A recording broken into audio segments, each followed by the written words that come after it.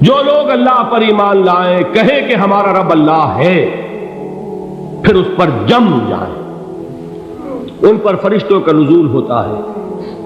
نہ کوئی غم کرو نہ خوف، خوشیاں مناؤ جنت کی جس کا تم سے وعدہ کیا گیا تھا۔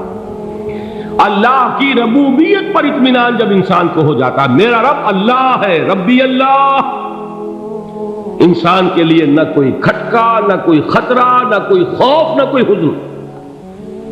جو کچھ ہو رہا ہے کس کے اذن سے ہو رہا ہے؟ اللہ کے اذن سے۔ اللہ کے اذن کے بغیر پتہ تک نہیں ہلتا۔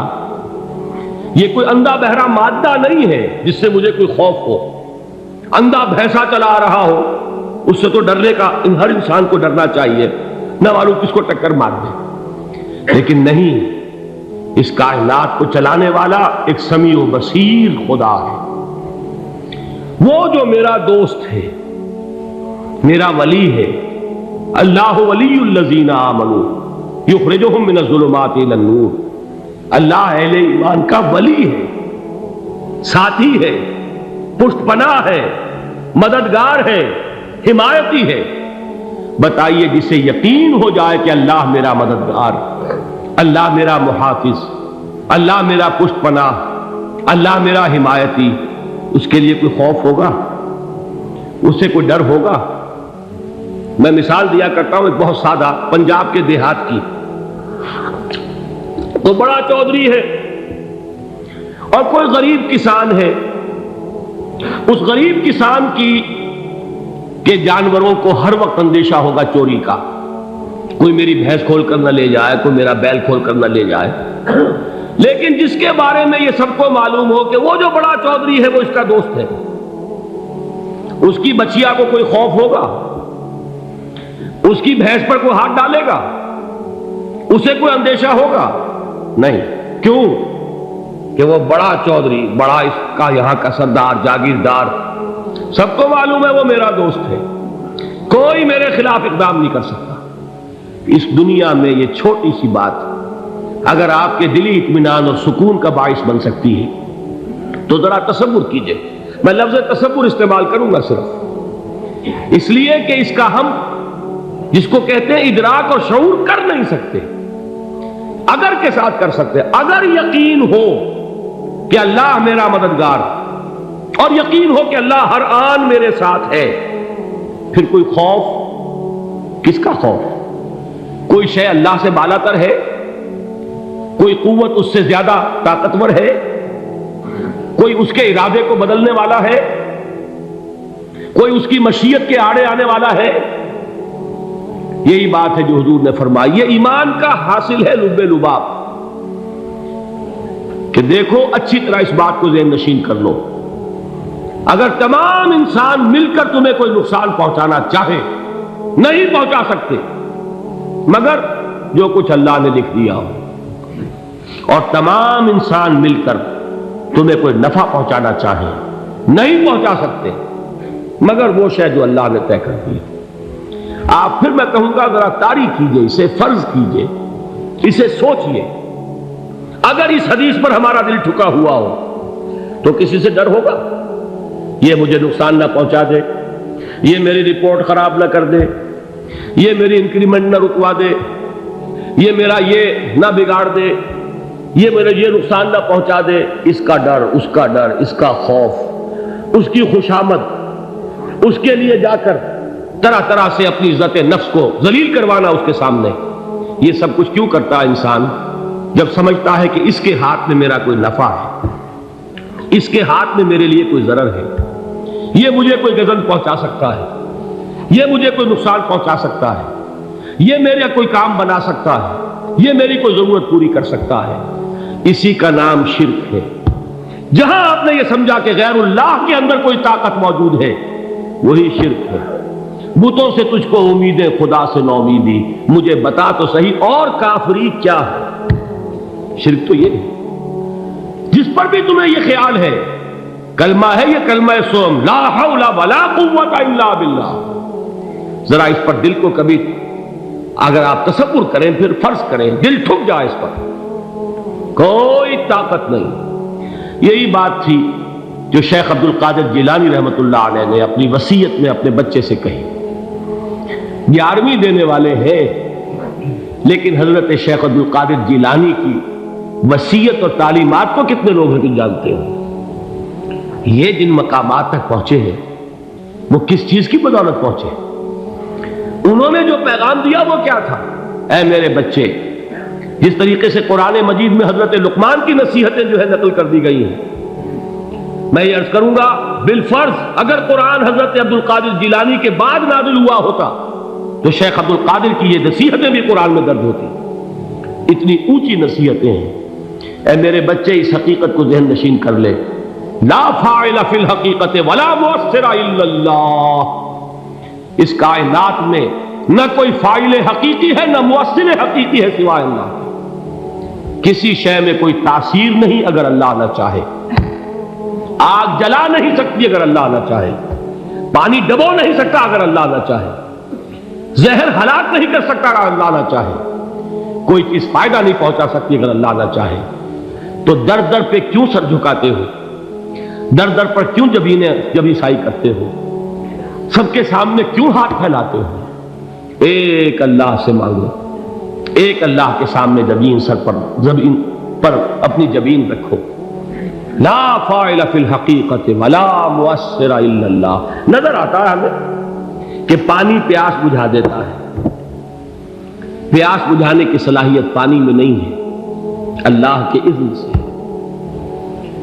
کھانا بھوک مٹا دیتا ہے.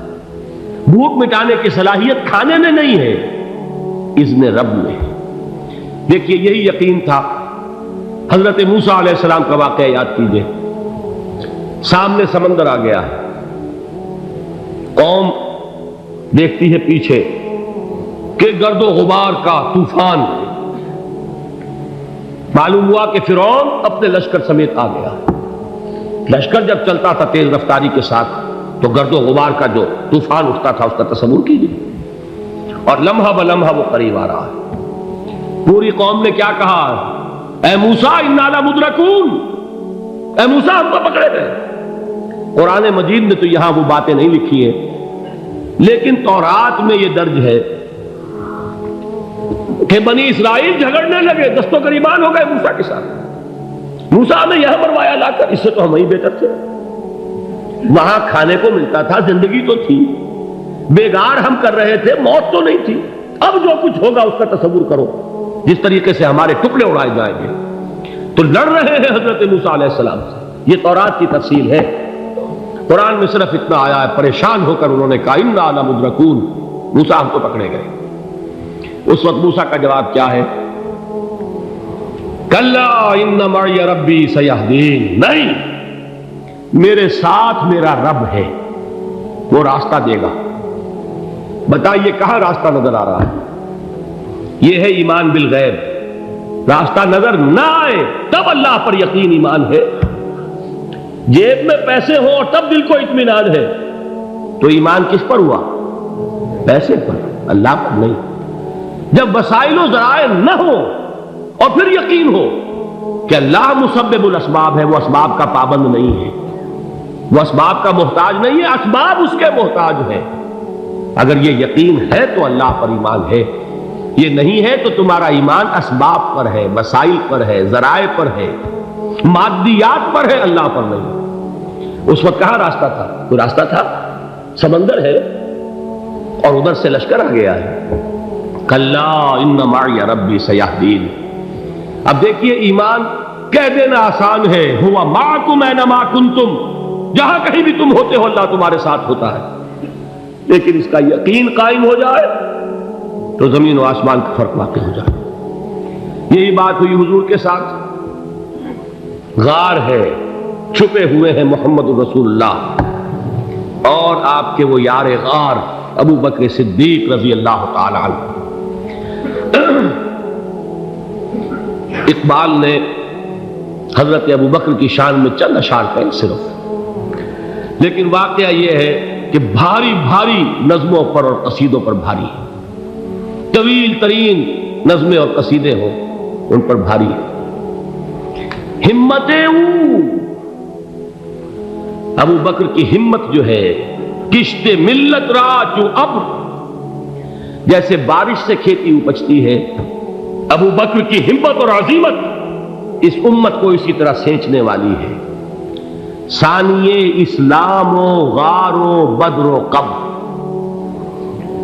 وہ دوسرے تھے اسلام میں، دوسرے پہلے کون تھے؟ انا اول المومنین، حضور فرماتے سب سے پہلا ایمان لانے والا میں، دوسرے ابو بکر۔ ویسے ہمارے ہاں یہ چلتا ہے اختلاف، حضرت علی پہلے ہیں کہ حضرت ابو بکر پہلے ہیں، لیکن اس میں بڑی خوبصورت تطبیق قائم کی ہے علماء نے، اور بہت صحیح ہے۔ چار کے بارے میں فیصلہ ہی مت کرو کہ کون پہلے، ان کی ایک عجیب تقسیم کر دی ہے۔ آزاد مردوں میں، بالغ مردوں میں سب سے پہلے ابو بکر، بچوں میں سب سے پہلے علی، خواتین میں سب سے پہلے خدیجہ، اور غلاموں میں سب سے پہلے زید بن حارثہ۔ بڑی پیاری تقسیم ہے، یہ چاروں ہی پہلے ہیں، ہر ایک کے لیے اولیت ہے۔ اور واقعہ یہ ہے کہ اگر زمانی اعتبار سے تعین ہوگا تو پہلے خدیجۃ الکبریٰ آئیں گی رضی اللہ تعالی عنہ، کسی اور سے بات کرنے کی نوبت بعد میں آ سکتی ہے، پہلے تو اہلیہ محترمہ سے بات ہوئی، آتے ہی پہلی وحی ہوئی ہے، ابھی تبلیغ کا حکم نہیں تھا۔ کس کو بتایا واقعہ؟ ابھی اپنی نبوت کی تبلیغ کا تو حکم ہی نہیں آیا، واقعہ کس کا ہے؟ وہ خدیجہ کا ہے۔ جب کہا ہے کہ خشیت علی نفسی، مجھے اپنی جان کا اندیشہ ہے، تو کیا جواب دیا خدیجہ نے رضی اللہ تعالی عنہا؟ وہ صدیقۃ الکبریٰ ہے، صدیقات جو ہے خواتین ان میں چوٹی پر خدیجۃ الکبریٰ ہے رضی اللہ تعالی عنہا، اور صدیق جو مرد ہیں ان میں صدیق اکبر ہے ابو بکر صدیق رضی اللہ تعالی عنہ، لیکن صدیقات میں چوٹی پر۔ جب حضور نے فرمایا خشیت علی نفسی، کیا فرمایا، کیا عرض کیا، کیسے تسلی دی؟ نہیں نہیں، اللہ آپ کو ضائع نہیں کرے گا، آپ غریبوں کے ہمدرد ہیں، آپ مساکین کے تکالیف رفع کرنے والے ہیں، آپ بیواؤں کی سرپرستی کرتے ہیں، آپ مسافروں کی خدمت کرتے ہیں، اللہ آپ کو ضائع نہیں کرے گا۔ یہ یقین ہے اس خاتون کے اندر۔ خیر وہ ایک علیحدہ بات ہو جائے گی۔ میرے دل پر حضرت خدیجہ رضی اللہ تعالیٰ عنہ کی شخصیت کا بڑا گہرا نقش ہے، جو وہ کوئی اور ہی وقت اور موقع ہوا تو بیان ہوگا۔ بہرحال اقبال نے ایک مصرے میں جو چار اولیتیں جمع کر دی ہیں، ہمت او کشت امت را چو ابر، ثانی اسلام و غار و بدر و قبر۔ اسلام میں حضور کے بعد پہلے کون؟ ابو بکر۔ غار میں حضور کے ساتھ کون؟ ابو بکر۔ بدر کی رات اللہ کا رسول سر سجود، وہ جھاڑ، وہ گھاس پھوس کی جو جھوپڑی بنائی گئی تھی، اور وہاں تلوار ننگی لے کر پہرا دینے والا کون؟ ابو بکر۔ اور اس حجرہ عائشہ میں محمد کے بعد سب سے پہلے دفن ہونے والا کون؟ ابو بکر رضی اللہ تعالی عنہ صلی اللہ علیہ وسلم۔ وہ جو معاملہ میں سنا رہا تھا غار ثور کا، حضرت ابو بکر بھی حضور کے خیال سے لرز گئے ہیں۔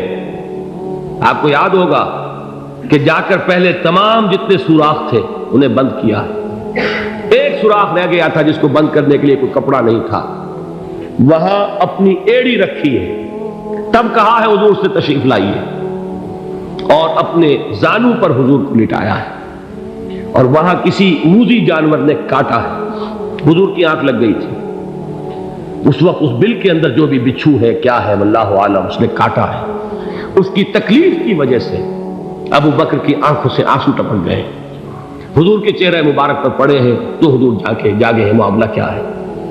ایڑی نہیں ہٹائی وہاں سے، مبادا وہ جانور وہاں سے نکل کر محمد الرسول اللہ کو کوئی گزن پہنچا دے، ابو بکر کی ایڑی ہے، جس طرح چاہے کھا لے، ختم کر دے، جان نکل جائے تب کوئی آنچ آئے، محمد پر تو آئے، لیکن جیتے جی نہیں۔ وہ ہے ابو بکر۔ حضور کے خیال سے اس وقت حضور نے پھر اپنا لعاب دہن لگایا ہے، اور اس سے پھر آپ کی تکلیف ختم ہوئی۔